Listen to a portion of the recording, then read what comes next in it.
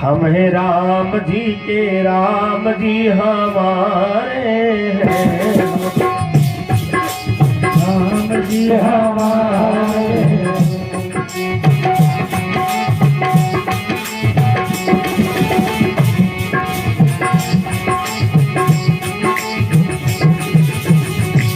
वो हमारे हैं, वो हमारे हैं, वो हमारे हैं, वो हमारे हम हैं राम जी के राम जी हमारे हैं, हम हैं राम जी के राम जी हमारे हैं।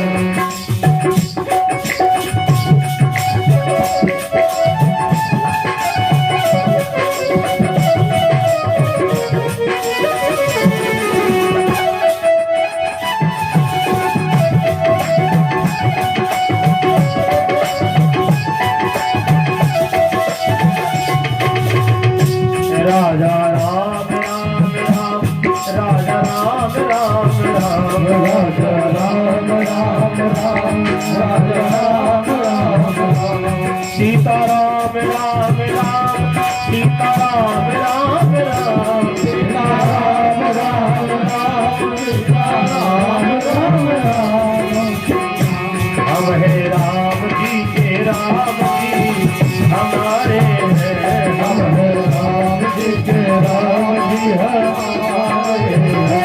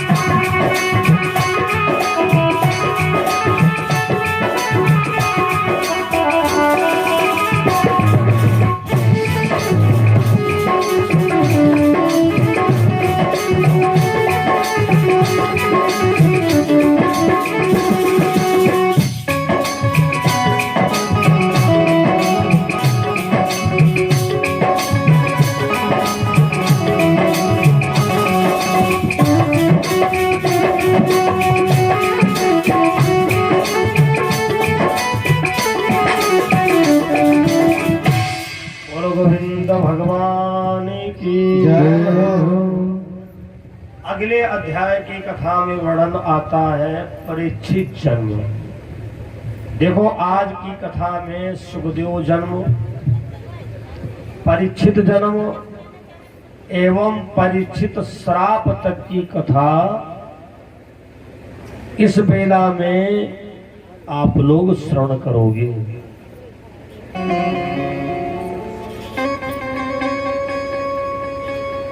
बड़ी सुंदर कथा है परीक्षित जी के जन्म की।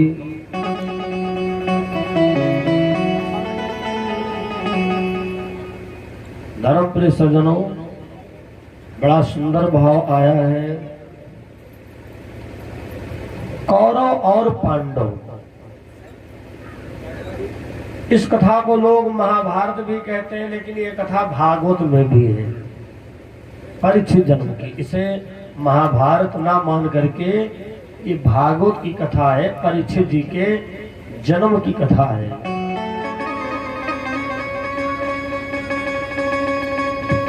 कौरव और पांडव के आपस में विवाद चल रहा था। दुर्योधन यहां तक प्रयास करने लगा कि अगर ये पांचों पांडवों का वध हो जाए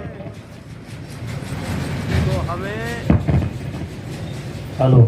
तो हमको हिस्सा ना देना पड़े, तो तो हमें हिंसा नहीं देना पड़ेगा।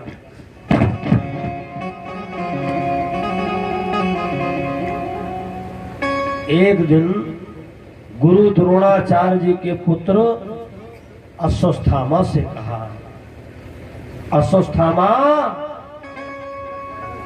अगर तुम 5 पांडवों के सर काट करके ला करके दे दो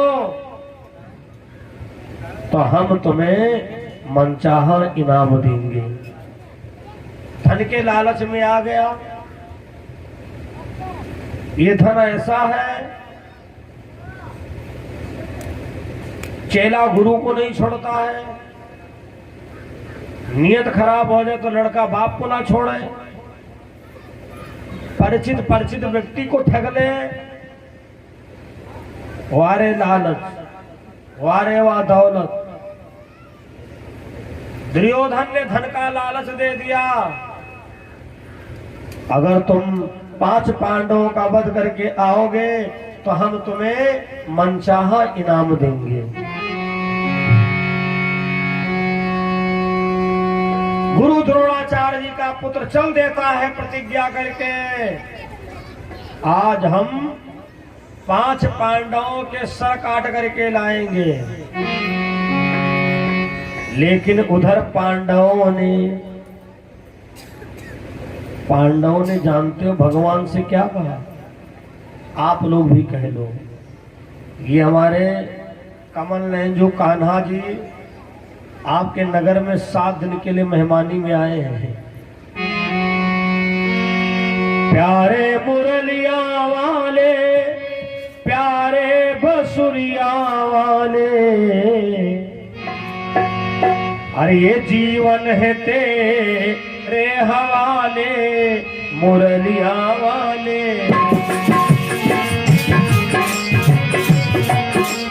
मुरलिया वाले,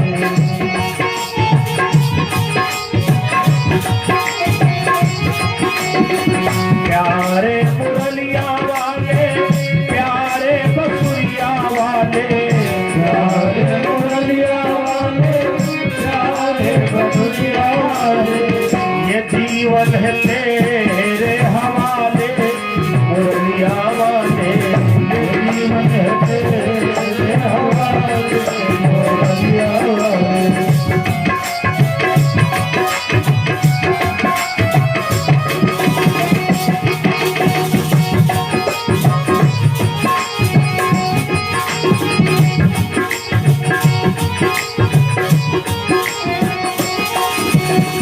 प्यारे मुरलिया वाले, प्यारे बसुरिया वाले, प्यारे मुरलिया वाले, प्यारे बसुरिया वाले, प्यारे मुरलिया वाले, प्यारे बसुरिया वाले, प्यारे मुरलिया वाले, प्यारे बसुरिया वाले, ये जीवन है तेरे हवाले तेरे हवाले मुरलिया वाले।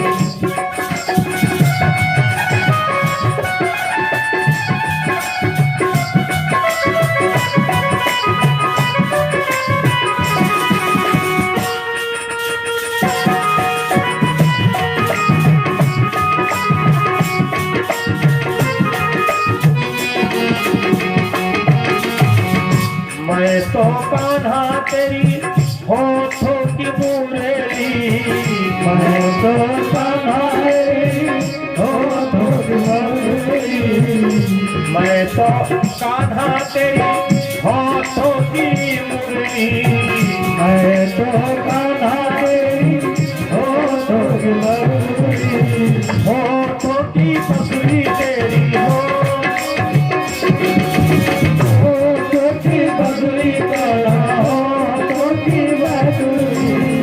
चाहे चाहे चाहे तुझे से बजा दे मुरलिया वाले, चाहे तुझे से बजा दे मुरलिया वाले, जीवन है तेरे हवाले मुरलिया वाले, जीवन है तेरे हवाले मुरलिया वाले।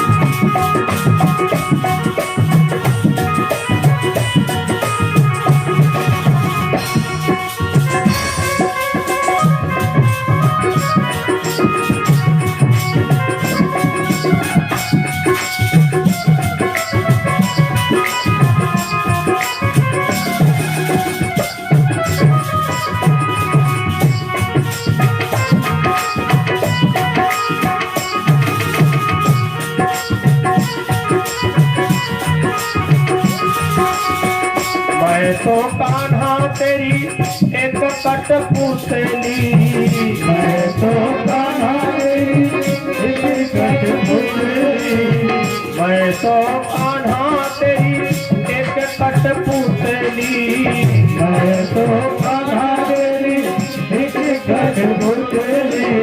चाहे तू जैसे नचा ले मुरलिया वाले, चाहे तुझे से बचा मुरलिया वाले, चाहे तू जैसे नचा ले मुरलिया वाले, चाहे तुझे से बचा मुरलिया वाले। जीवन है तेरे हवाले मुरलिया वाले, जीवन है तेरे हवाले मुरलिया वाले। बोलो भागवत भगवान की जय हो। तो पांचों पांडवों ने अपने पांचों भैयाओं की डोर भगवान कृष्ण को सौंप रखी है, और उधर गुरु द्रोणाचार्य जी का पुत्र उन पांचों पांडवों का वध करने के लिए चला। भगवान मुस्कुराते हैं, अरे द्रोणी, जब तुझे पता है इन पांचों पांडवों की मैं रक्षा कर रहा हूं, तब भी तुम अज्ञानता करते हो। उसी समय भगवान पांचों पांडवों के पास में गए। धर्मराज, नकुल, सहदेव, भीम, अर्जुन, खाली समय व्यर्थ नहीं गंवाना चाहिए। चलो, तुमको पशुपति बाण निवाला है चलकर। पांचों पांडवों ने कोई लेकिन किंतु नहीं किया, भगवान के साथ में पशुपति बाण लेने चले गए। ये परीक्षित जन्म की कथा आप लोग सुन रहे हो। अब घर पर है केवल पांडवों के 5 बच्चे और भैया द्रौपदी। उन बच्चों में एक खास बात थी, अगर रात में आप मुखमंडल देखते तो ये नहीं जान पाते कि पांडवा है कि पांडवन के बच्चे हैं।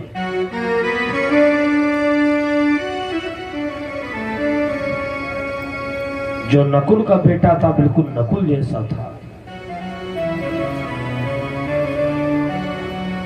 जो सहदेव का बेटा था बिल्कुल सहदेव जैसा था, जो भीम का बेटा था बिल्कुल भीम जैसा था। हत्यारे ने क्रोध में काट दिए हैं लाल,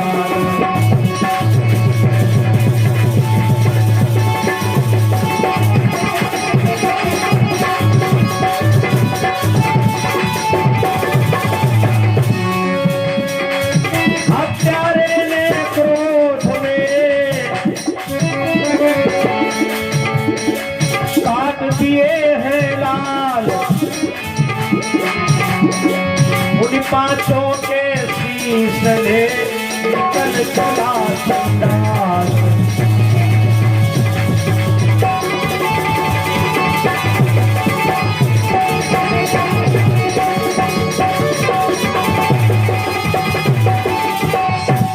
रात का समय है, वो नहीं जान पाया कि पांडव है कि पांडवों के बच्चे लेटे हैं।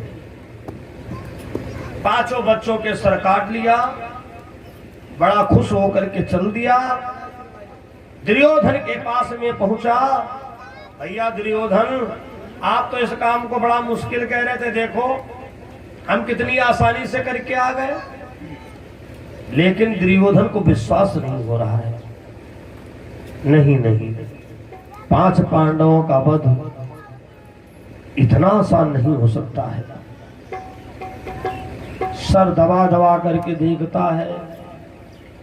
नकुल, सहदेव, अर्जुन, धर्मराज, लेकिन जैसे भीम के बच्चे का नंबर आया, दुर्योधन ने डपट करके कहा हम नहीं मान सकते हैं कि भीम का सर है, भीम की बहुत मजबूत खोपड़ी है।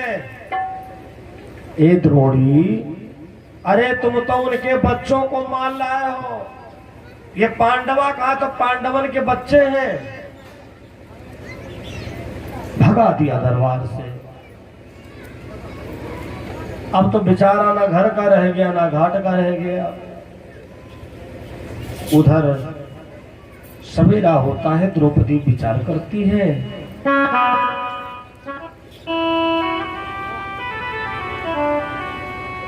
पता नहीं क्यों अभी तक हमारे बच्चे नहीं जगे।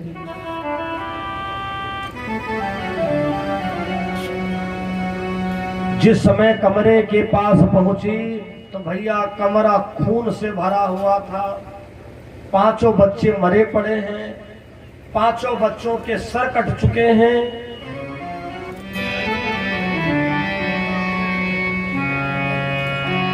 जैसे द्रौपदी ने देखा, चिल्ला पड़ी, हाय भगवान, इन बच्चों ने किसका क्या बिगाड़ा था जो कि इन बच्चों का सर काटा गया।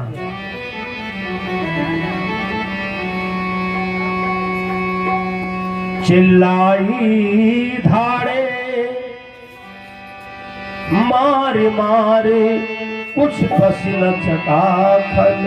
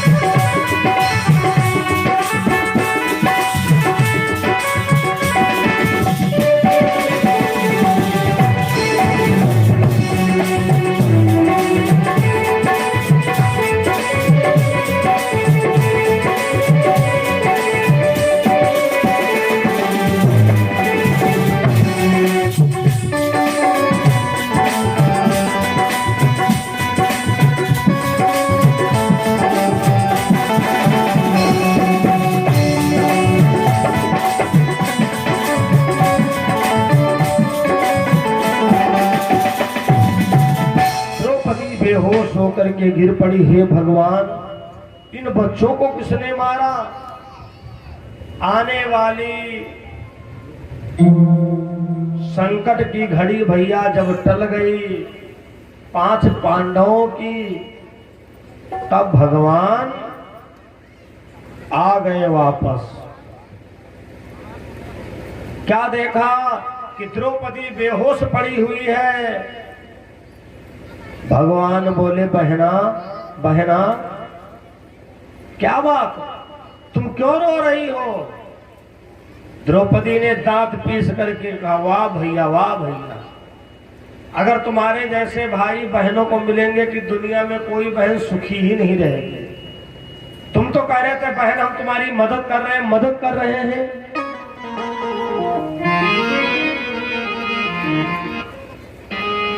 मोहन माधो, अरे बताओ, तुम तो कह रहे थे बहन हम तुम पर संकट नहीं आने देंगे, ये सब क्या हो गया? भगवान बोले, द्रौपदी, हम जितना वचन दे चुके हैं उसको अंत तक निभाएंगे।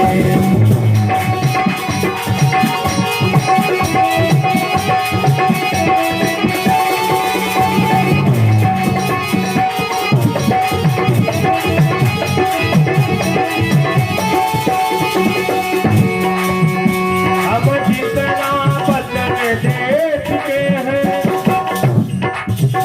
उसको अंत तक निभाएंगे, उसको अंत तक निभाएंगे।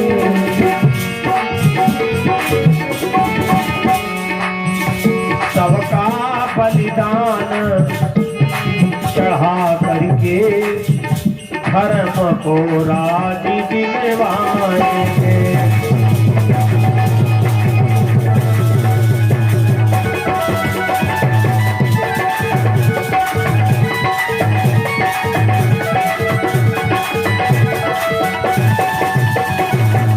देखो बहन द्रौपदी, मैंने जितना वचन दिया है, मैंने क्या वचन दिया है कि हस्तिनापुर की राजगद्दी पर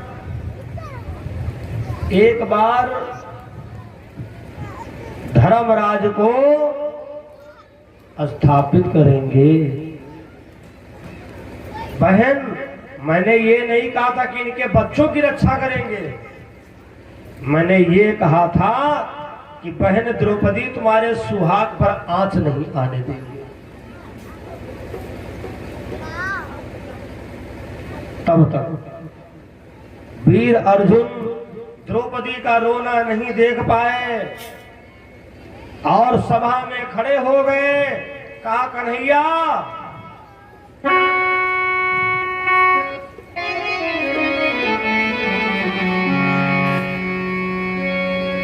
अर्जुन बोले ठहरो द्रौपदी,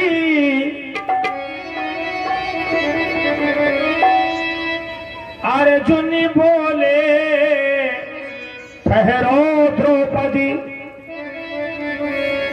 मैं आज नीच को लाऊंगा,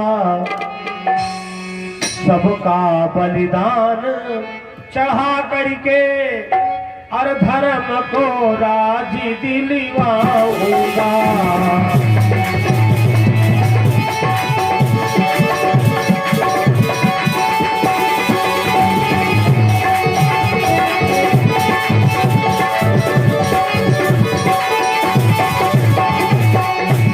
अर्जुन बोले ठहरो द्रौपदी,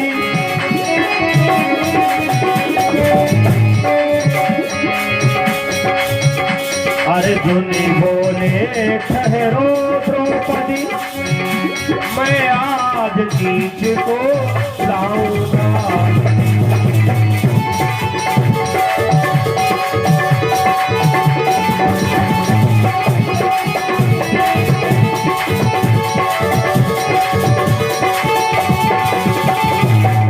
उसी समय अर्जुन ने प्रतिज्ञा कर दिया, द्रौपदी, जिसने भी तुम्हारे बच्चों का वध किया है,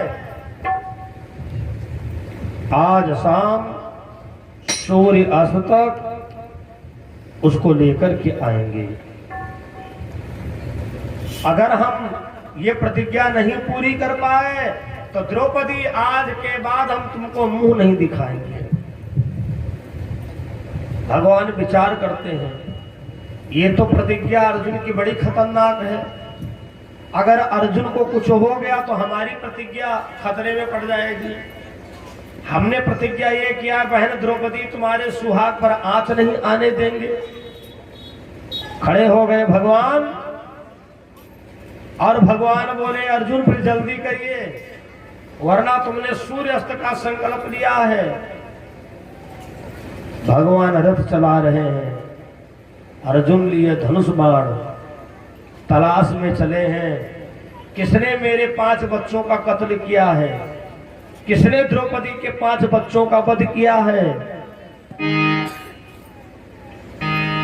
आगे जंगल की झाड़ियों में वो द्रोणी बैठा हुआ था और अर्जुन के रथ को आते हुए देखा। उसको ऐसा लगा कि हमें लगता है कि अर्जुन को पता चल गया है कि हम ही ने इनके बच्चों को मारा है। देखो, जब कोई चोर होता है, भले कोई मोटरसाइकिल गांव की हो, लेकिन वो कहेगा ऐसा तो नहीं कहीं पुलिस आ गई हो। उसके अंदर एक भय बना रहता है। द्रोणी ने अपराध किया है। जैसे अर्जुन के रथ को देखा और संजोग से भैया अर्जुन की नजर द्रोणी के ऊपर पड़ गई। अरे, ये झाड़ियों के अंदर क्यों बैठा है? और अर्जुन की पलक गिरी भी नहीं और इसने लंबी लंबी दाढ़ी बढ़ाई दी। अब भगुआ कलर के कपड़ा हो गए, मतलब बाबा बन गया। अर्जुन ने कहा कन्हैया रथ रोको, भगवान ने रथ रोक दिया। अर्जुन ने कहा पहले हमारी शंका दूर करो। नंबर 1, गुरु द्रोणाचार्य जी का पुत्र यहां जंगल की झाड़ियों में क्यों? शंका नंबर 2, इसने हमको देख करके लंबी लंबी दाढ़ी बाबा का भेष क्यों बनाया? भगवान मुस्कुरा पड़े। अर्जुन ने कहा कन्हैया तुम्हारी मुस्कुराहट बहुत गड़बड़ कर जाती है। कन्हैया जी की मुस्कुराहट के ही कारण 56 करोड़ का ये ध्वंस चला गया। आगे कथा में सुनोगे। कन्हैया जी की मुस्कुराहट के ही कारण माता गंधारी ने भगवान को श्राप दे दिया। भगवान मुस्कुराते रहे। अर्जुन ने कहा कन्हैया मुस्कुराओ ना, ये बताओ गुरु द्रोणाचार्य जी का पुत्र यहां जंगल की झाड़ी में क्यों? भगवान बोले इसने अपराध किया है, अपराध के डर से ये जंगल की झाड़ी में पड़ा है। अर्जुन ने कहा इसने महात्मा का भेष क्यों बनाया? भगवान बोले अर्जुन इसने जब तुम्हारी शकल देखी तो इसको लगा कि अर्जुन को पता चल गया है, इसने बाबा का भेष बना लिया। भगवान से अर्जुन ने कहा बाबा का भेष बनाया क्यों? भगवान ने कहा अर्जुन बड़ा उत्तम सवाल है। इसने इसलिए बाबा का भेष बनाया क्योंकि इसके बाप ने तुमसे कहा था, गुरु द्रोणाचार्य ने, अर्जुन ये धनुर्विद्या तो तुमको सिखा रहा हूं, लेकिन इस विद्या का कभी किसी संत के ऊपर प्रयोग मत करना, निहत्थे के ऊपर प्रयोग मत करना। अगर कोई पीठ दिखा दे तो उसके ऊपर वार मत करना, किसी सोते के हुए ऊपर वार मत करना। भगवान बोले इसीलिए इसने महात्मा का भेष बनाया। अर्जुन बोले फिर हम क्या करें? भगवान बोले यही तो तुम्हारी बात अच्छी है।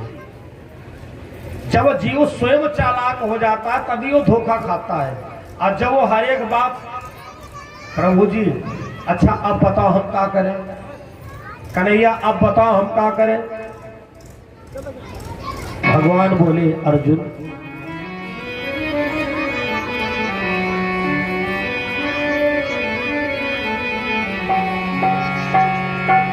और न जाने कौन, न जाने कौन,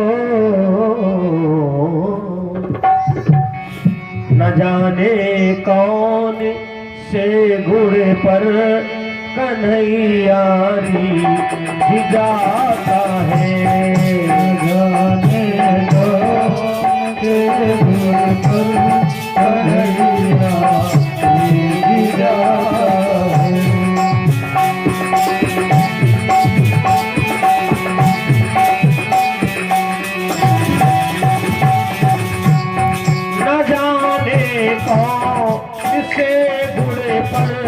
कन्हैयारी जाते हैं, न जाने कौन से गुरु पर कन्हैयारी जाते हैं, न जाने कौन से गुरु पर संवरिया रूठ जाते हैं।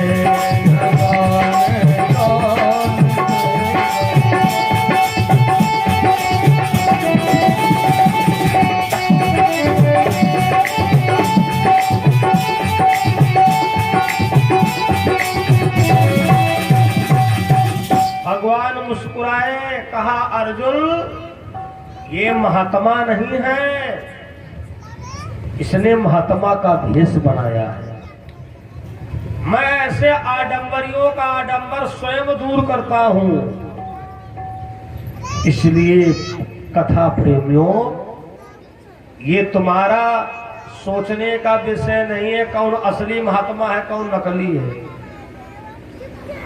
ये सारे विभाग देखने के लिए तो दुनिया में परमात्मा है। अगर कोई तुम्हारे सामने पड़ा है तो राम राम कर लो, जय सिया राम कर लो। ना जय सिया राम करो तो दुर्वचन भी कहने का तुम्हारा हक नहीं है। उसी समय भगवान जो द्रोणी का महात्मा वाला भेष था भैया, माया को नष्ट कर दिया। अब तो द्रोणी असली भेष में आ गया। उसी समय पर अर्जुन ने द्रोणी को बंदी बना लिया, बांध लिया रथ में और ले आए द्रौपदी के पास। द्रौपदी देखो देखो, इसी ने तुम्हारे 5 बच्चों का वध किया है।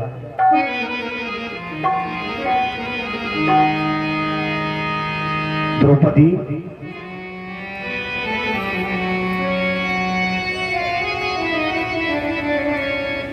खींचलो खाल सारे तन की, या टुकड़े टुकड़े कर डालूं। द्रौपदी मुझे जल्दी बतला, क्या कर तेरा दिल भर डालूं।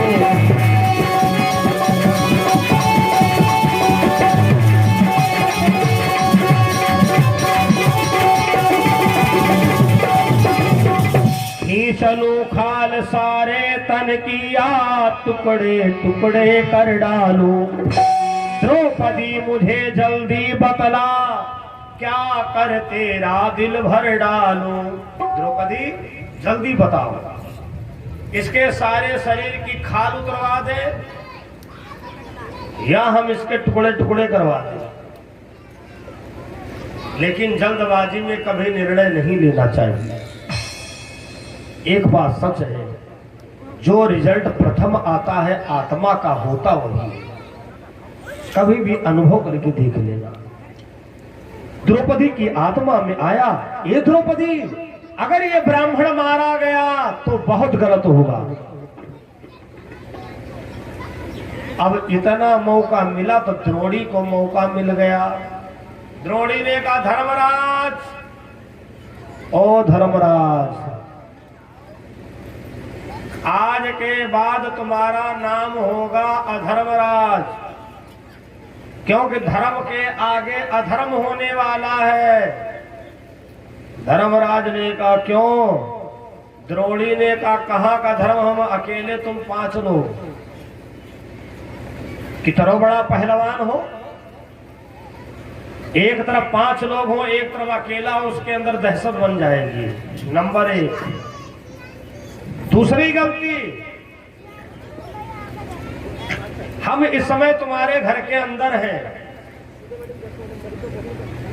तीसरी गलती, हम निहत्थे हैं और तुम सबके पास हथियार हैं। और चौथी गलती जानते हो महाराज, हम ब्राह्मण हैं। कहीं अगर धोखे से तुम्हारे घर के अंदर मर गए तो तुम्हारे वंश की पुरिखा 7 पीढ़ी के नरक में उल्टा उल्टा लटकाए जाएंगे। बस द्रौपदी की दिमाग की नसें फटने लगी। अब भगवान कृष्ण के सामने, केशव माधव के सामने झोली फैला के खड़ी हो गई। कन्हैया,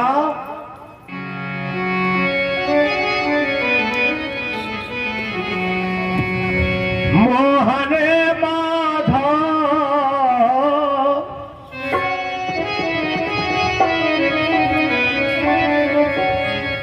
मोहन माधव,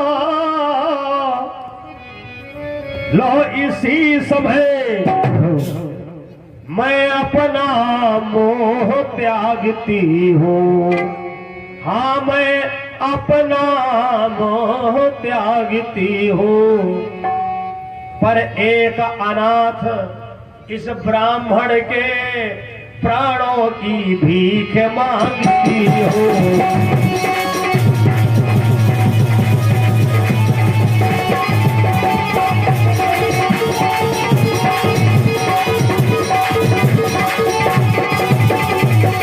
पर एक अनाथ ब्राह्मण के प्राणों की भीख मांगती हूँ।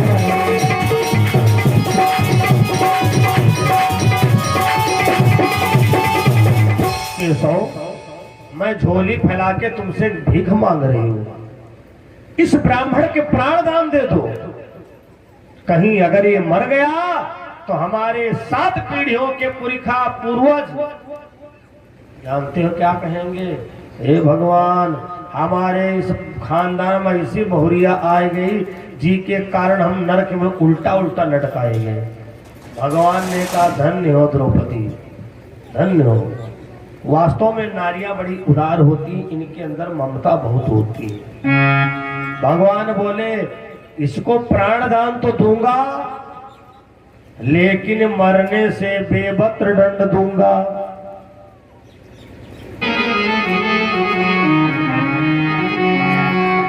यद्यपि दुखेदा रुन जगनाना,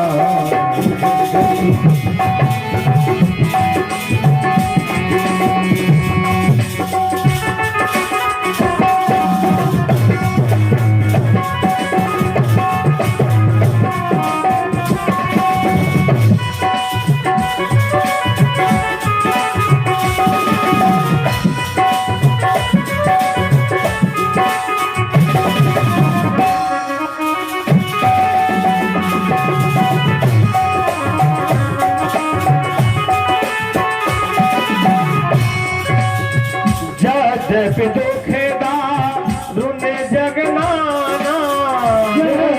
दुखेदा रुन जगनाना, सबसे जाति कठिन अपमाना, सबसे जाति यद्यपि दुखेदा रुन जगनाना, यद्यपि दुखेदा अब से जाति कठिन अपमाना।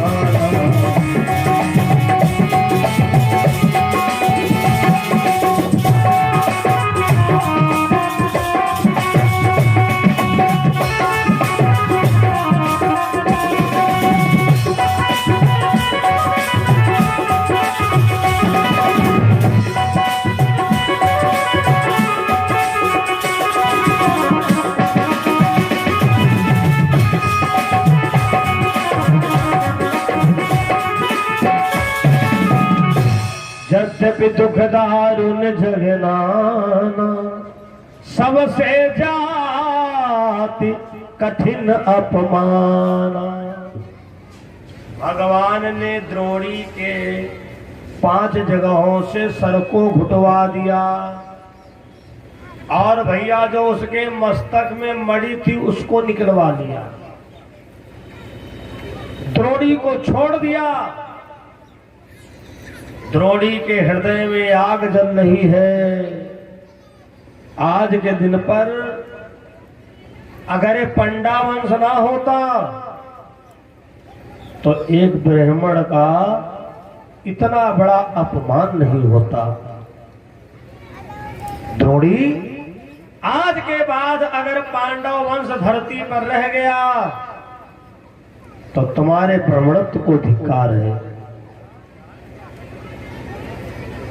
वहां से चला तो आया, लेकिन विचार करता है कि हम कैसे पांडव वंश नष्ट करें। महाभारत के युद्ध में अभिमन्यु मर चुका है, और अभिमन्यु की पत्नी, नाम पता होगा सबको, अभिमन्यु की पत्नी का नाम है उत्तरा। कथा प्रेमियों, ये कथा महाभारत में भी है और भागवत में भी है।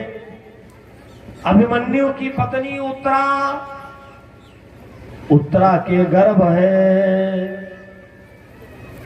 ये पांडव वंश का अंतिम सितारा है। बस अपनी मंत्रों की शक्ति के द्वारा इसके गर्भ को नष्ट कर दो, तो आज के बाद पांडव वंश धरती पर नहीं रहेगा। भैया मंत्र शक्ति का प्रयोग कर दिया।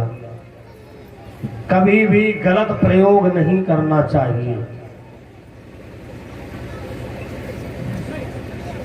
कभी भी गलत प्रयोग नहीं करना चाहिए।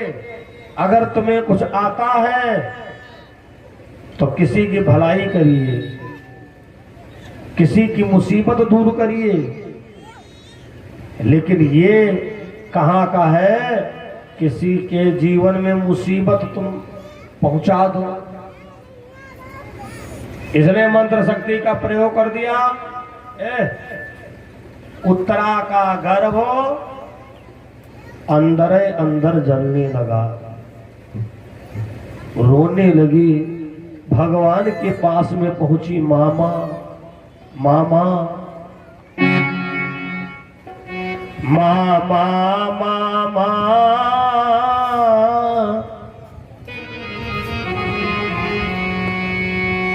क्या बोली उत्तरा? मामा मामा, कुछ भी न समझ में आता है, मेरा ये गर्भपाल मामा भीतर ही जलता जाता है।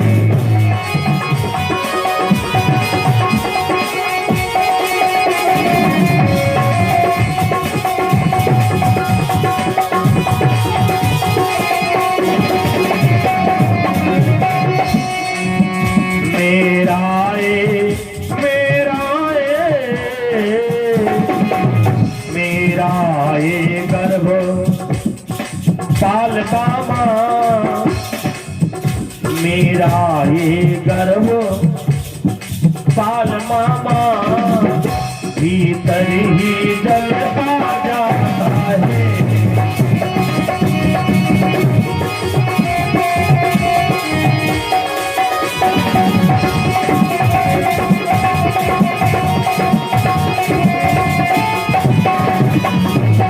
मामा पता नहीं क्या बात है, हमारा जो गर्भ है अंदर ही अंदर जल रहा है।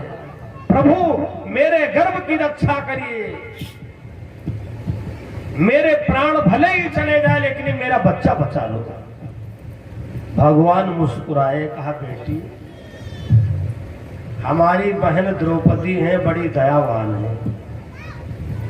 जिस दुष्ट के प्राण दान मांगे थे और उसी दुष्ट ने तुम्हारे गर्भ को नष्ट करना चाहा है। उत्तरा का मामा कौन? कहा वही द्रोणी। मैंने जिसके 5 जगहों से बार घुटवा करके यहां से भेजा था, मैंने जिसके सर से मणि निकलवा लिया, वही द्रोणी। उत्तरा रोने लगी, मामा अगर आवश्यकता हो तो मेरे प्राण की बाजी लगा दो, लेकिन मेरे बच्चे को बचा लो, क्योंकि अगर ये नहीं बचेगा तो पांडव वंश का दिया आज से गुरु हो जाएगा। भगवान बोले बेटी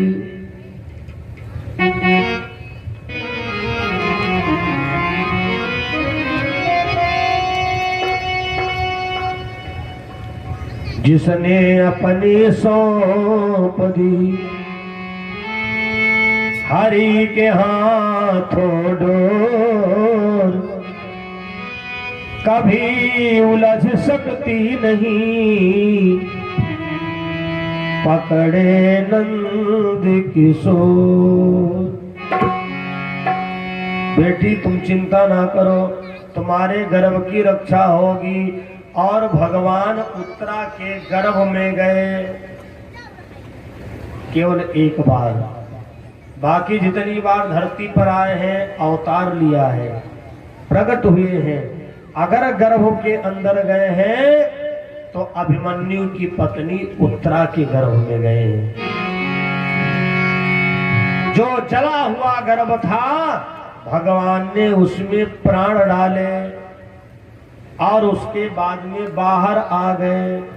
भगवान बोले बेटी चिंता ना करो,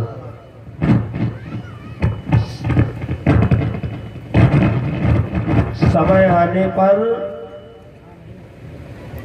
उत्तरा ने जन्म दिया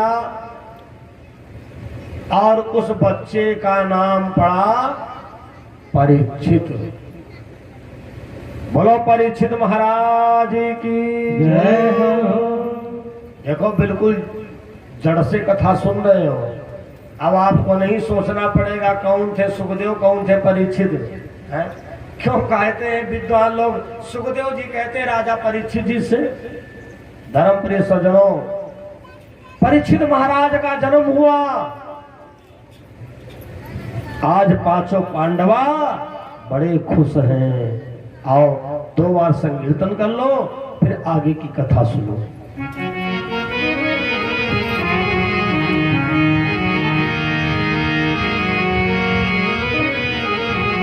घनश्याम तेरी बंसी पागल कर जाती है। घनश्याम तेरी पागल कर जाती है।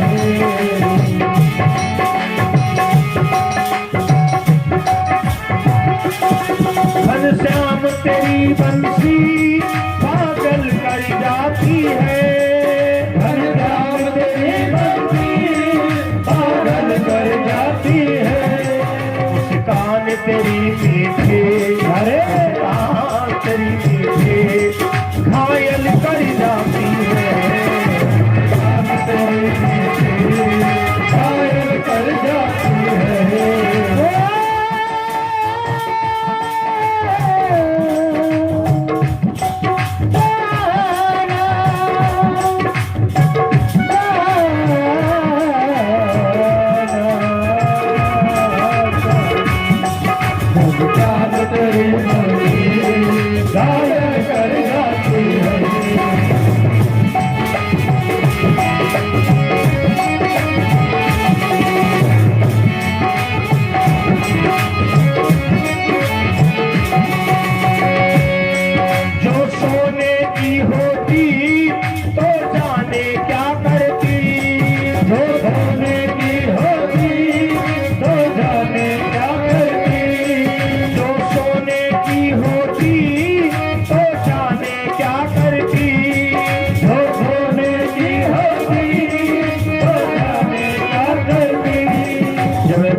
की हो करके, बास की हो करके दुनिया को बचाती है।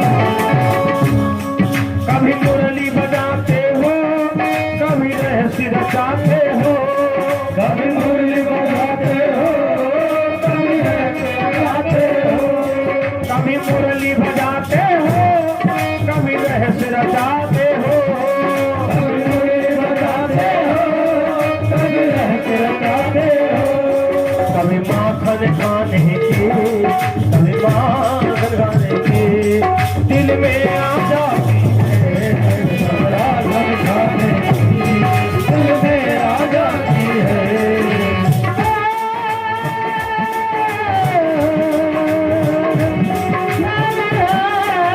और अच्छे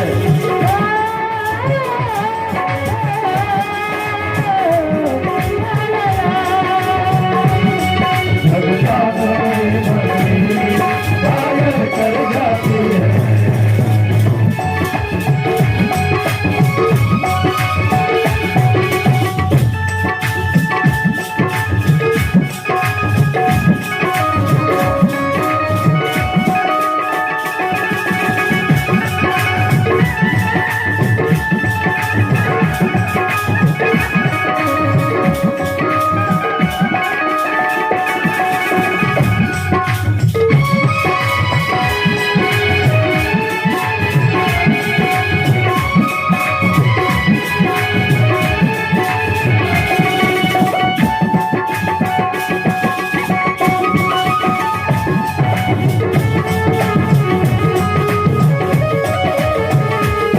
घनश्याम तेरी बंसी, घनश्याम तेरी बंसी पागल कर जाती है, श्याम तेरी बंसी पागल कर जाती है।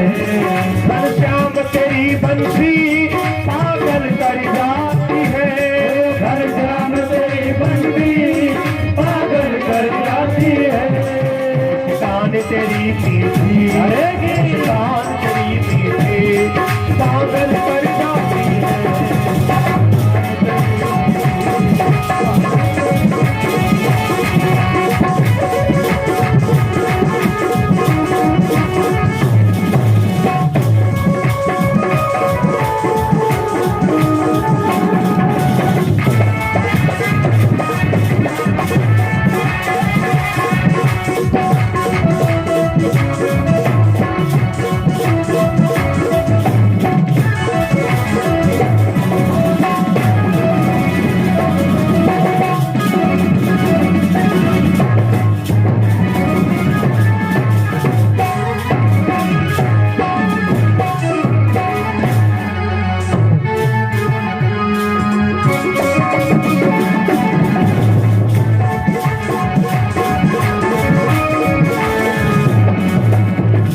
बोलो गोविंद भगवान की जय हो। सद्गुरुदेव भगवान की जय हो।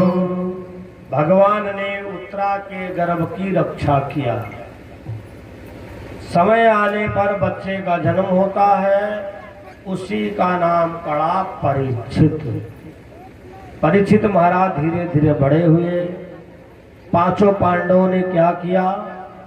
गोस्वामी बाबा तुलसीदास जी लिखते हैं, बारे बसराज सुतहीन पुदीना, जय जय नारी समेत गमन बन कीना।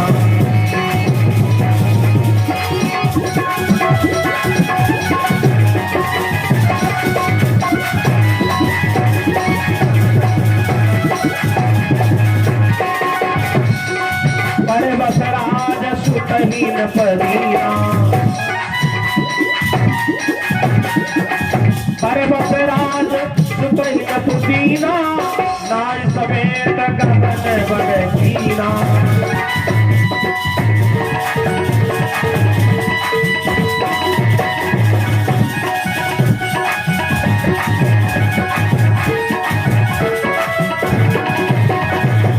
बारे बसराज सुतहीन पुदीना, जय हो। नारी समेत गमन बन कीना। पांचों पांडवों ने परीक्षित महाराज का राज तिलक कर दिया।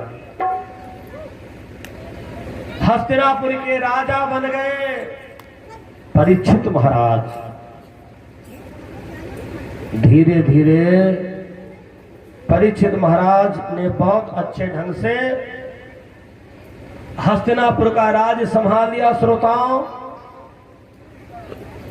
इनके जीवन में एक व्यसन आ गया। वो व्यसन शिकार खेलने का। जब तक ये शिकार खेलने ना जाते इनको शांति नहीं होती थी, बड़ी बेचैनी इनको रहती थी। एक दिन श्रोताओं, महाराज राजा परीक्षित शिकार खेलने गए और उधर कलयुग का आगमन हो चुका था। कलयुग पृथ्वी और धर्म को बेदर्द होकर के पीट रहा था। पृथ्वी ने गैया का रूप धारण कर रखा है और धर्म ने बैल का रूप धारण कर रखा है। दोनों ने आह भर करके पुकारा, अगर कोई यहाँ पर सच्चा क्षत्रिय हो, कोई सच्चा वैष्णव हो तो मेरी रक्षा कर लो। राजा परीक्षित ने घोड़े को रोक दिया और कहा,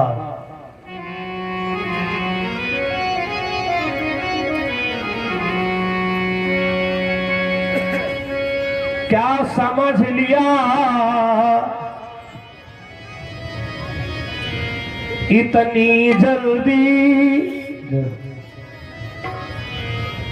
और पार्थ का जमाना बीता है। अरे मूर्ख पार्थ यदि रहे नहीं, लेकिन पार्थ अंश तो जीता है।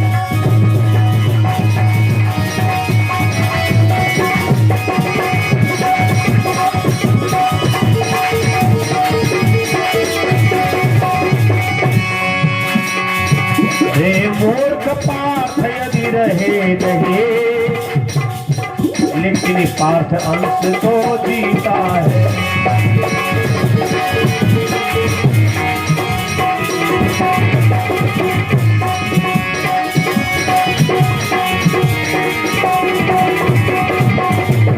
कौन है पापी?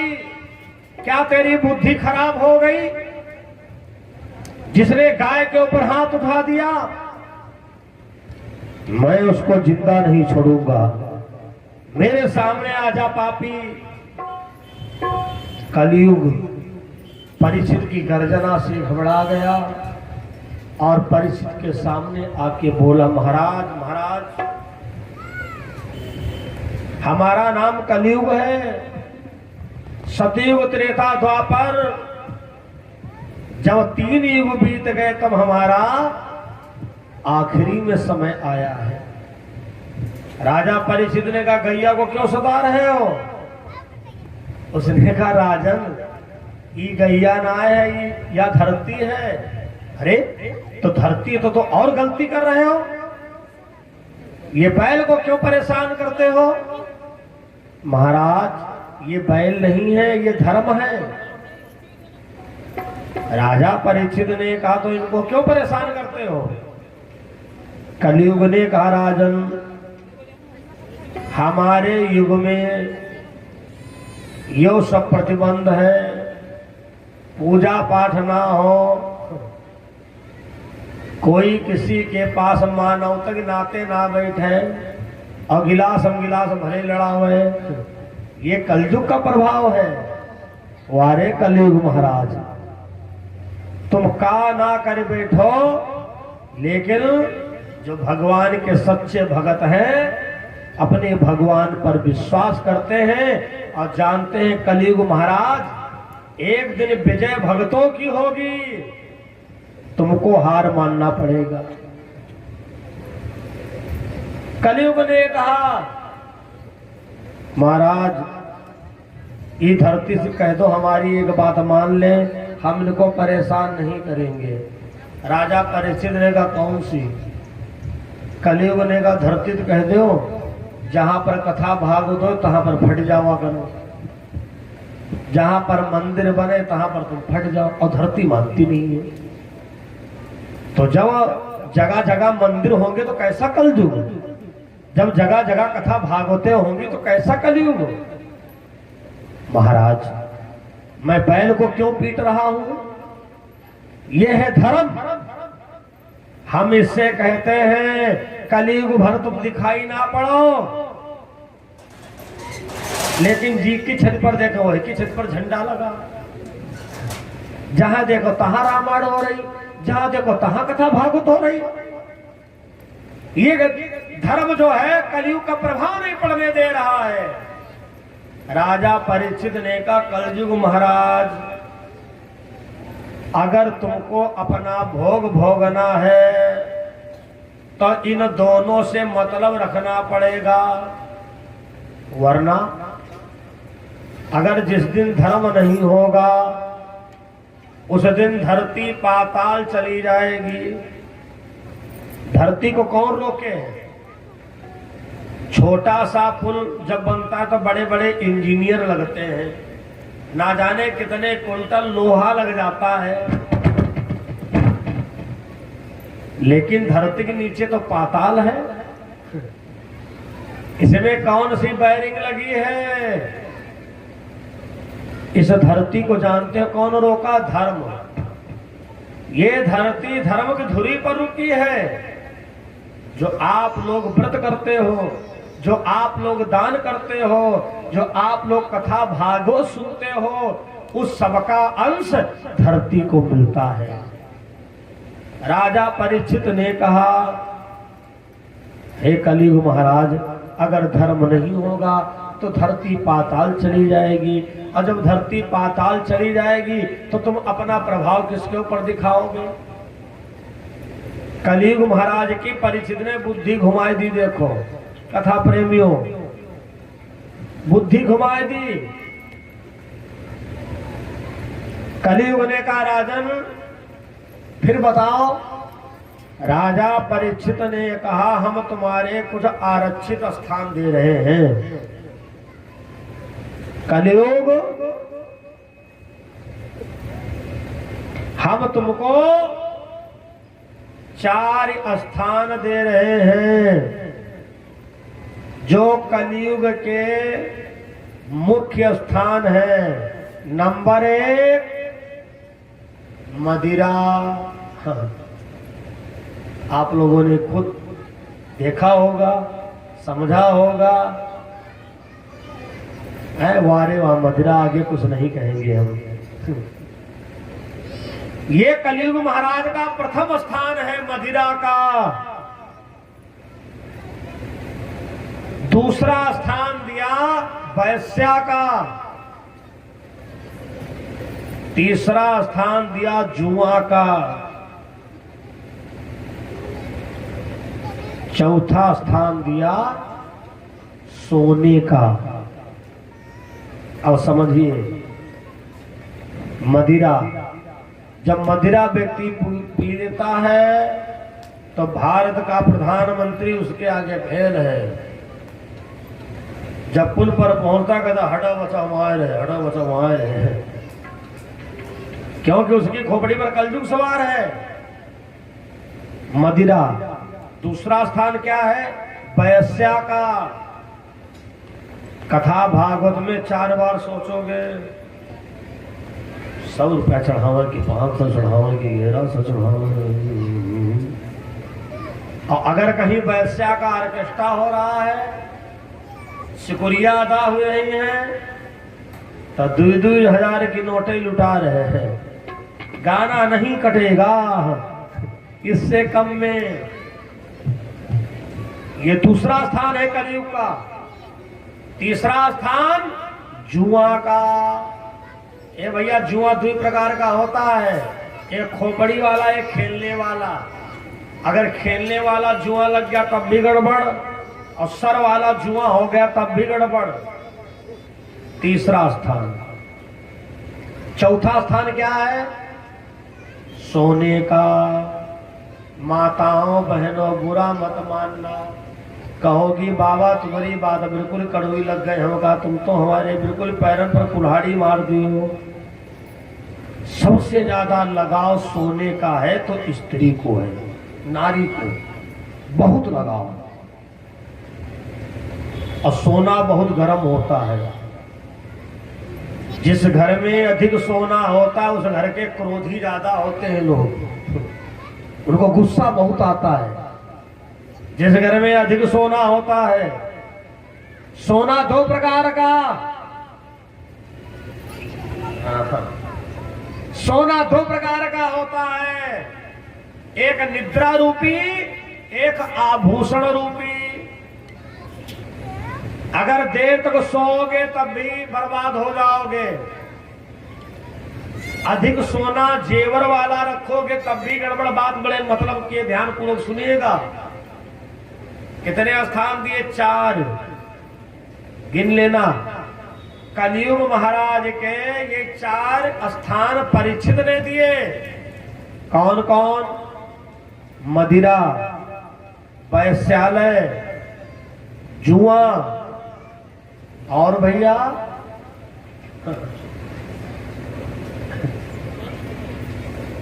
चौथा स्थान दिया है सोने का।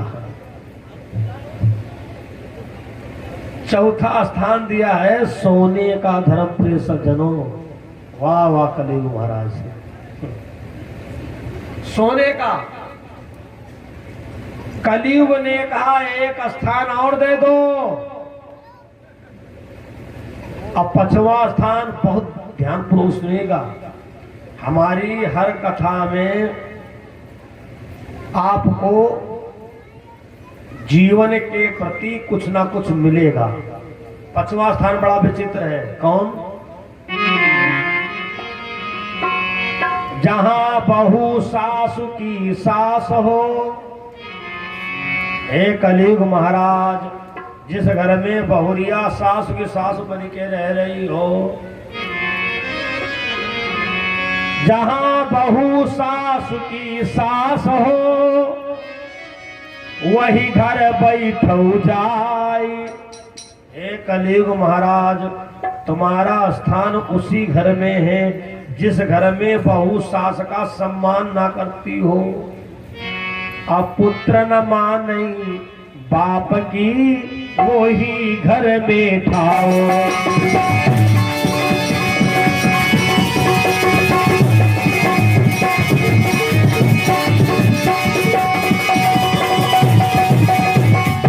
पुत्र न माने बाप की, तो वो ही घर में ठा। उड़ के बड़ा हम उन लोगों को समझाते हैं, किनको? जो कहते हैं लड़का हो जाए आप समान तो लड़का समझा बाप समान। नहीं, गलत बात। लड़का लड़का रहेगा।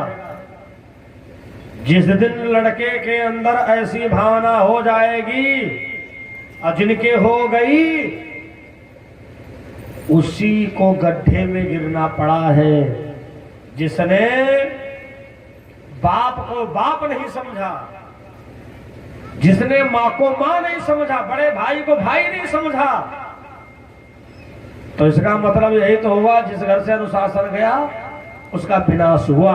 हम बिल्कुल नहीं मानते हैं लड़का हो जाए आप समान, तो लड़का समझा बाप समान। ऐसा नहीं है। ये बातें समाज पर बहुत गलत प्रभाव डालती हैं। पुत्र पुत्र रहेगा।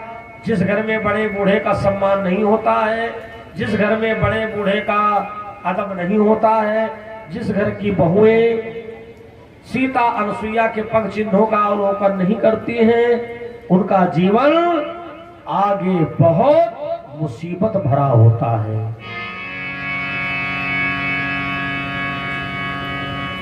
कलयुग महाराज को 5 स्थान दिए राजा परीक्षित ने। तो कलयुग महाराज सबसे पहले राजा परीक्षित की खोपड़ी पर अटैक किया, क्योंकि सोने का मुकुट लगाए थे। अजी की खोपड़ी पर कलयुग सवार होगा, उसको कथा नहीं पढ़नी पड़ेगी ना। कोई अपने पर मत लेना, क्योंकि समय किसानी चल रही है। हम नहीं कहते तुम काम छोड़ के आओ ना। जब तुमका मौका मिले और तुम खेत खरिहान में हो तो सुनो, लेकिन अगर खाली बैठे हो,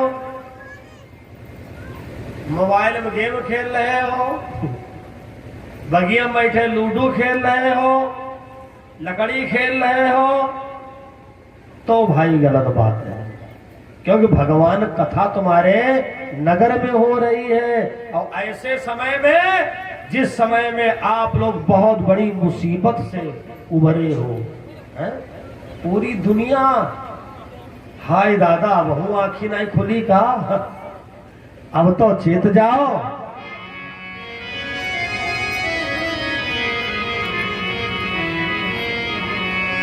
चेत रे गुमानी जग में जन्म ना मिले रे काया, संग ना चले रे माया।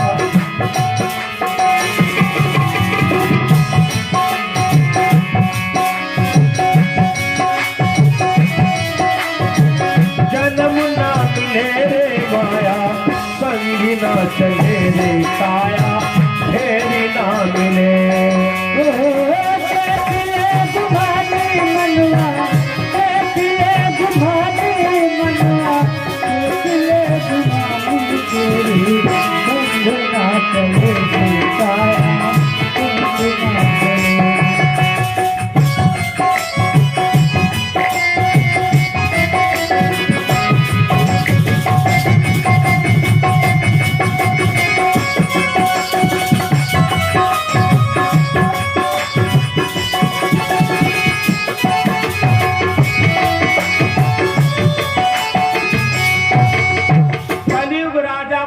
की खोपड़ी पर सवार हो गया। क्यों भैया? सर पर सोने का मुकुट लगा है, सोने का मुकुट लगा है, और जिसकी खोपड़ी पर कलयुग सवार है, समझ जाना। जब कोई ऐसी बात कहे तो जो ज्ञानी पुरुष होते जान जाते हैं कि खोपड़ी पर कलयुग सवार है। कभी कभी हमको भी लोग अरे महाराज चलो, कहां चक्कर पड़े, यो ऐसा व्यक्ति है जो कहता है मंदिर गुरुद्वारा हम कुछ मानते नहीं है, कथा भागवत पूजा पाठ कुछ मानते नहीं है, समझ जाओ एक ही खोपड़ी पर कलयुग सवार है। अब राजा परीक्षित की बुद्धि उल्टा हो गई, उल्टा हो गई। ये पूजा पाठ सब कुछ व्यर्थ है, कथा भागवत दान पुण्य सब कुछ व्यर्थ है। आगे एक आश्रम बना हुआ था, एक बाबा जी माला का जाप कर रहे थे, जिनका नाम था लोमस। कुछ लोग उनको समीक ऋषि भी कहते हैं। बाबा जी माला का जाप कर रहे थे, आंखें बंद थी। राजा परीक्षित को लगा कि बाबा ने हमको देख के आंखें बंद कर ली है। जवाबी कीर्तन में बड़ा अच्छा भाव दिया है। माला के बारे में, जाप के बारे में। वैसे भजन बहुत कम लेके चल रहे हैं, क्योंकि अभी बहुत ज्यादा कथा है। हमारा प्रयास रहता है कि ज्यादा से ज्यादा कथा सुनाओ।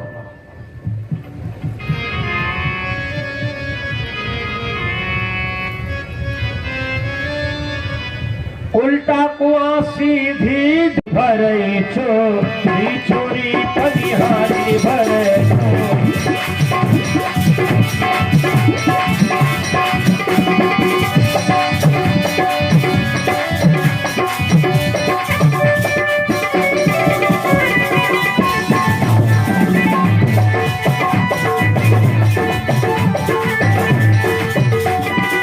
उल्टा कुआं सीधी डोरी पनिहारी भरे चोरी चोरी। उल्टा कुआं सीधी डोरी, उल्टा कुआं सीधी डोरी पनिहारी भरे चोरी चोरी पनिहारी भरे।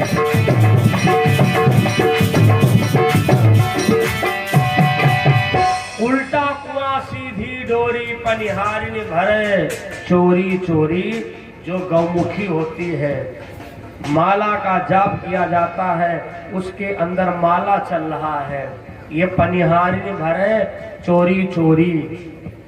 बाबा जी जाप कर रहे थे, कोई पूजा कर रहा हो, कोई भजन कर रहा हो, कभी ये अर्थ मत लगाना कि महाराज जी हमका देख के आंखें बंद कर ली हैं। नहीं, बैठ जाना, इंतजार करना, और जब उस साधक की आंख खुले और वो खुद पूछे भैया कब आए, तब बताना। लेकिन विनाशकालीन विपरीत बुद्धि, सही कहा है, जही का विधि दारो न दुख देही, वही कीमती पहिले ही हरि लेही।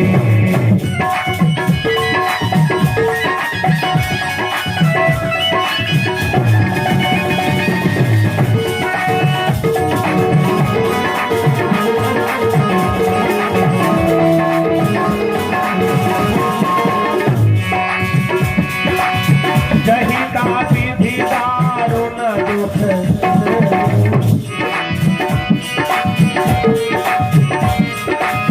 जही का विधि दारो न दुख देही, वही कीमती पहिले ही हरि लेही।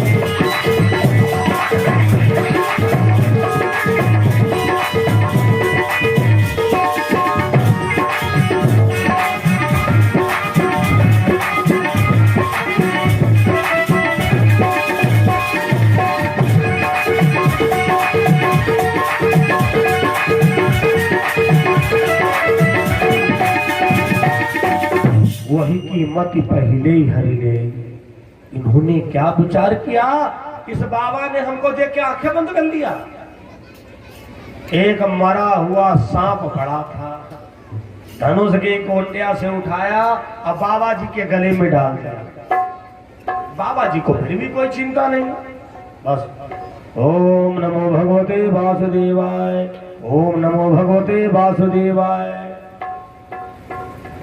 राजा परीक्षित जी तो चले गए, अब बाबा जी के चेलाओं ने देखा, हाय मेरे गुरु जी के गले में मरा हुआ सर्प डाला,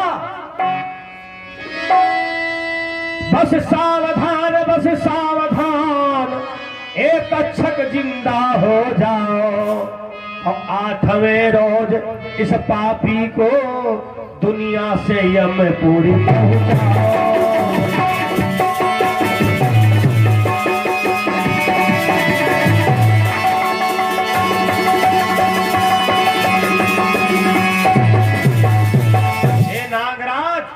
मैं तुमको आशीर्वाद दे रहा हूं, आज के 8वें दिन तुम जिंदा हो जाना, और इस राजा परीक्षित को डसना जाकर, जिससे सांप काटने से मरे और ये अकाल मृत्यु को प्राप्त हो।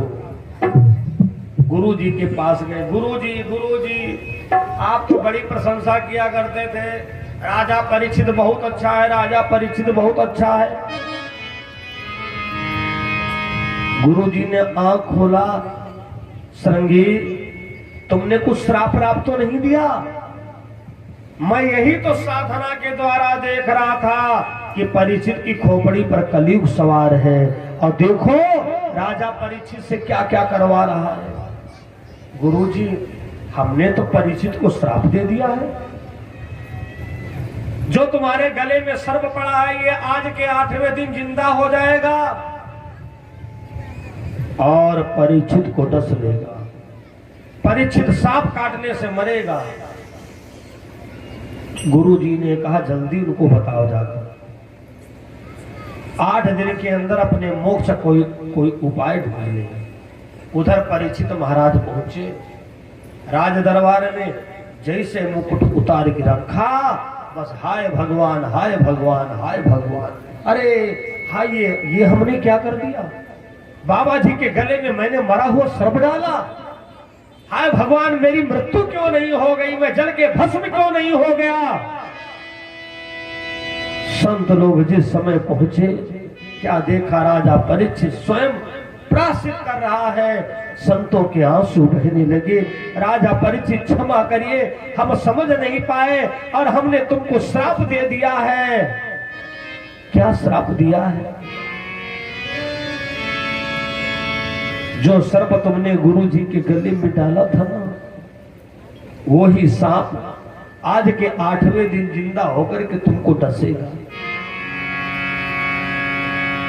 उसी समय राजा परीक्षित ने अपने पुत्र को बुलाया, जनमेजय को बुलाया, आओ बेटा राजगद्दी स्वीकार करो। क्योंकि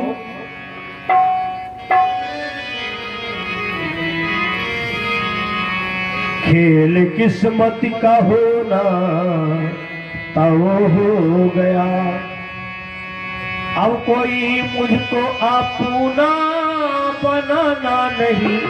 खेल किस्मत का होना तब हो गया।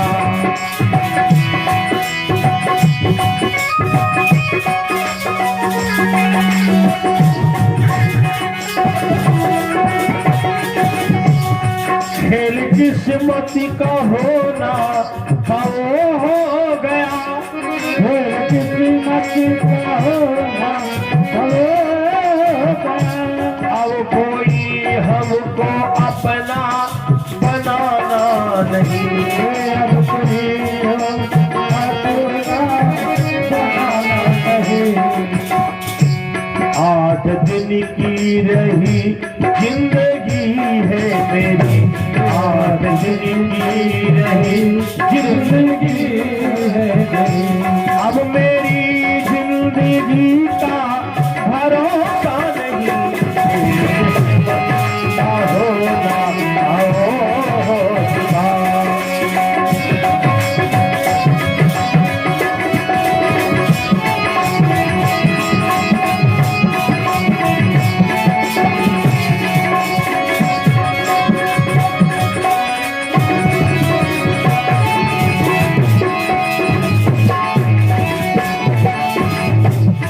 परीक्षित ने अपने पुत्र से कहा, बेटा राजगद्दी संभालो, मेरी जिंदगी केवल 8 दिन की है। आज का दिन तो बीतने वाला है। बस बेटा हमें तो नहीं विश्वास है कि हम 8वें दिन जिंदा बचेंगे। गंगा नदी के किनारे बैठे हुए हैं, राजगद्दी का त्याग कर दिया है और सबसे कहते कोई हमको उपाय बताओ, हाय कोई हमको उपाय बताओ। मरना कोई नहीं चाहता है, कोई नहीं मरना चाहता है। एक हमें घटना याद आ गई। एक लड़का ने गुरुमंत्र लिया और गुरुजी ने कोर्स लंबा चौड़ा बता दिया, ध्यानपूर्वक सुनना। और चेला मोटी बुद्धि का था भैया। सुबह की पूजा दोपहर तक, दोपहर की पूजा शाम तक, रात हो जाए सो जाए। अब पत्नी अंदर अंदर बहुत गुस्सा हो रही है। ये आदमी जब से गुरुमंत्र लिया तो उसे पूजे पाठ किया करता है। भैंसिया का चारा कौन डाले, बाजार का सब्जी लेने कौन जाए। एक मोहल्ला की माता जी निकल पड़ी, अम्मा अम्मा हमारा आदमी जब से गुरुमंत्र लेके आया है तब से घर का काम है धंधा चौपट पड़ा है, दिन रात पूजे में लगा रहता है। माता जी ने कहा, बहू हम बताओ जितनी पूजन में सामान हो चूल्हे में रख दो और डारो मिट्टी का तेल लगाए दो, माचिस तीली सुहा कर दो। भैया बहुरिया के समझ में आ गया।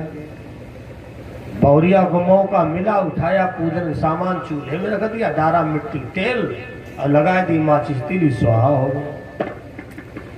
चेला गुरुजी के पास गया, गुरुजी गुरुजी हमारी पत्नी ने पूजन का सामान सब जला दिया।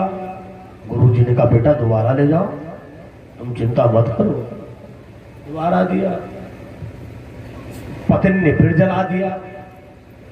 जब तीसरी बार में गया तो गुरुजी ने कहा, आज हम तुमको ऐसी पूजा बताएंगे जिसमें कोई सामग्री नहीं लगेगी और तुमको साक्षात भगवान के दर्शन होंगे।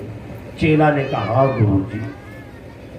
सुनो चेला, ओ चेला, आज जब तुम अपनी देहरी पर पहुंचना और आंगन में धड़ाम से गिर पड़ना और जब तक हम आवे ना तब तक बोलना। बस आज हम तुमको भगवान के दर्शन करवाएंगे। चेला गया, जैसे देहरी पर पहुंचा बस धाम से आंगन में गिर पड़ा, देहरी पैर अड़ा दिए, आंखें निकाल दी, सब रोना धोना मच गया। पत्नी भीतर वाली कोठरिया में खीर पूड़ी खा रही थी, सोचा जल्दी जल्दी खा लो, 2-4 दिन की फुर्सत हो गई। खा पी करके मस्त होके अंदर से हाथ उठाई चली आई। अब आदमी की छाती पर दे धमाका मारा, हाय तुम चले गए।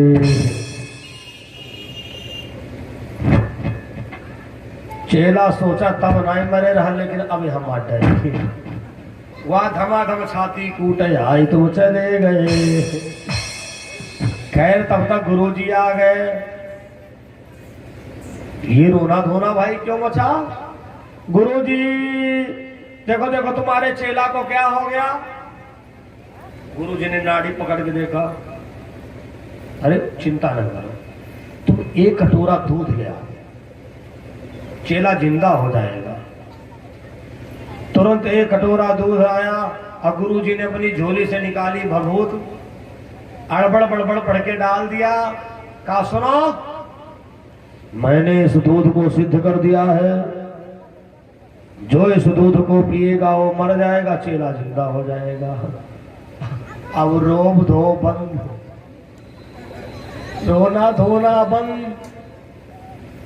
अब सब कोई यही सोचे कहूँ गुरुजी कटोरा हमारी तरफ ना बढ़ा दे, मरना कोई नहीं चाहता है। सबसे पहले गुरुजी ने माता जी की तरफ कटोरा बढ़ाया, अम्मा दूध पी लो, लड़का जिंदा हो जाएगा, तुम मर जाओगे। अम्मा ने कहा गुरु महाराज पिए के पी ले, लेकिन हमारे डुगरवा की बड़ी आफत हो जाएगी, उनका 1 लोटक पानी हमारे सहारा है। माँ ने भी इनकार कर दिया। भाई बहुत रो रहा था, लो बहुत रो रहे हो, तुम्हारा भैया जिंदा हो जाएगा, तुम मर जाओगे। उसने कहा गुरु महाराज पिए के पी लेते, लेकिन आधा दर्जन परिवार हमारी तरफ है, बहुत समस्या हो जाएगी। औरत की तरफ बढ़ाया, लो बहुत रो रही थी, छाती कूट रही थी, पी लो, तुम्हारा आदमी जिंदा हो जाएगा, तुम मर जाओगी। पत्नी ने कहा अगर हम मरे जीवा तो जिंदा हुई के का करी है? कोई बात नहीं गुरु जी, क्रिया कर्म हो जाए तो निपटी तो निपटी, वरना दूसरा देखा जाएगी। पत्नी नहीं तैयार, घर वाले बोले गुरु महाराज तुम्हारे कौन रोइया धोइया, चेला तो आपको है, तुम ही पी डालो। बोले ठीक है, पी लिया दूध, मारी चेला के 1 लात, दिखा दिया मरने के बाद कोई किसी का नहीं होता है, और दुनिया में मरना कोई चाहता नहीं है, कोई नहीं मरना चाहता। राजा परीक्षित पागल बने हुए हैं, कोई गारंटी नहीं ले रहा है कि राजा परीक्षित तुम ये काम करो तो तुम मरोगे नहीं। नारद जी आ गए नारायण नारायण करते हुए। नारद बाबा ने कहा राजा परीक्षित अब दिन बचे हैं केवल 7, और आज की रात अगर तुम भागवत की कथा सुन लो तो तुम्हारा मोक्ष हो सकता है। तो परीक्षित जी ने कहा बाबा फिर भागवत तुम ही सुना दो। नारद जी ने कहा नहीं नहीं, हम भागवत सुना सकते हैं, लेकिन अगर सुखदेव जी के द्वारा सुनवाओ। सुखदेव महाराज जानते हो कौन है? जनमत ही जग दुख निरखी, भैया नारा लपेटे अंग, तपन गए सुखदेव जी, लगे पिताजी संग। वो सुखदेव जो जन्मते ही घर परिवार को छोड़ दिया, हिमालय की चोटी पर भजन कर रहे हैं। राजा परीक्षित बड़े बुद्धिमान। सही बात है, जब किसी संत विद्वान से कोई बात करता है तो कहता है सिद्ध करवाओ जी का बात करे सबूर हो, पता चले हम तो कोई बात बिगड़ जाए। राजा परीक्षित ने नारद जी से कहा, महाराज फिर तुम्हें सुखदेव जी का मनाए लाओ, हमारी नहीं औकात है। नारद जी गए। नारद जी ने कहा, सुखदेव जी राजा परीक्षित को भागवत सुना दो, उनको श्राप लगा है, वो अकाल मृत्यु मरेंगे। सुखदेव जी बोले, का कोई दुनिया को हम ठेका लिए हैं? कहा। नारद जी ने कहा, हाँ, जो भागवत कथा कहता है, जो पुराण बाजता है, उसको परमात्मा ने ठेका दिया है। कहीं घी चना, कभी मुट्ठी भर चना, कहीं देहात, कहीं शहर, कहीं ऐसी, कहूं जमीन, कहूं पैरा, कहूं पाती पर ठेका दिया है। जाओ राम नाम की चर्चा करो जाकर, जिससे लोगों का कल्याण हो। एक उदाहरण दिया नारद जी ने कि एक कुआं है, कुआं, वहां पर एक आंख वाला सज्जन है और एक अंधा आ रहा है, और अंधरक अगर आंख वाला ना बता, अंधा कुएं में गिर जाए तो क्या होगा? तो सुखदेव जी ने कहा, उससे नरक में जाना पड़ेगा। भगवान ने उसको आंख दी है, तो नारद जी बोले, आंख वाले तुम हो और अंधा है परीक्षित और कुआं है नरक। अगर आपके होते हुए परीक्षित महाराज नरक को गए तो ये सब पाप तुमको भोगना पड़ेगा। सुखदेव महाराज हाथ जोड़े, सही बात नारद, वास्तव में तुम्हारी कभी बात रद्द नहीं होती है। आगे आगे देवर्षि नारद और पीछे पीछे सुखदेव भगवान। जिस समय पर सुखदेव भगवान आए तो सबसे पहले इनके पिताजी खड़े हो गए, व्यास भगवान, और क्या कहते हैं, व्यास स विष्णु रूपाय। अरे तुम लोग बैठे हो, अरे व्यास जो है विष्णु का रूप होता है। जब कोई व्यास आए तो उठ के खड़े होकर के सम्मान करना चाहिए। सब लोगों ने सम्मान किया, बढ़िया व्यास गद्दी बनाई गई, वेदियां बनाई गई जैसे आपके वहां बनी है, पंच कलश स्थापित करे गए, हनुमत ध्वज स्थापित किया गया, और राजा परीक्षित जजमान बने संकल्प लेकर के, और सुखदेव महाराज राजा परीक्षित के व्यास बने। और सुखदेव जी कहते हैं राजा परीक्षित जी से, हे राजन, राम नाम के हीरा मोती मैं बिखराऊं गली गली, ले लो रे कोई राम का प्यारा, शोर मचाऊं गली गली।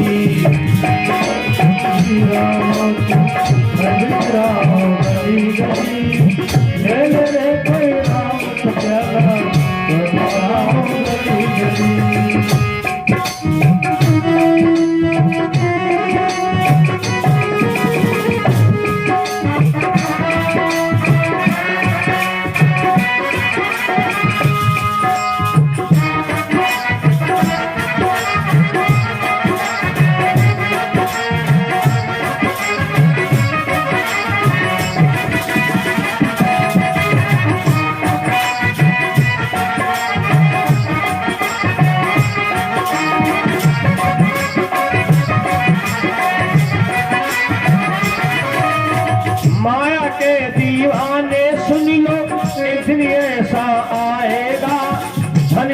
तेरा मालिक खजाना यही गड़ा रह जाएगा।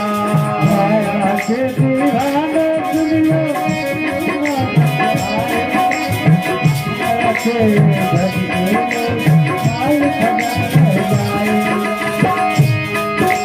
चांदी सोने, चांदी सोने वाले सुन लो, बात सुनाऊं खरी खरी, ले लो रे कोई राम का प्यारा, स्टोरी बताऊं गली गली।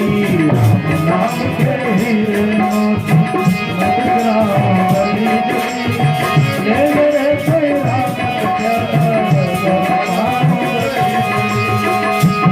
बोल राम राम राम, बोल राम राम राम, बोल राम राम राम, बोल राम राम राम।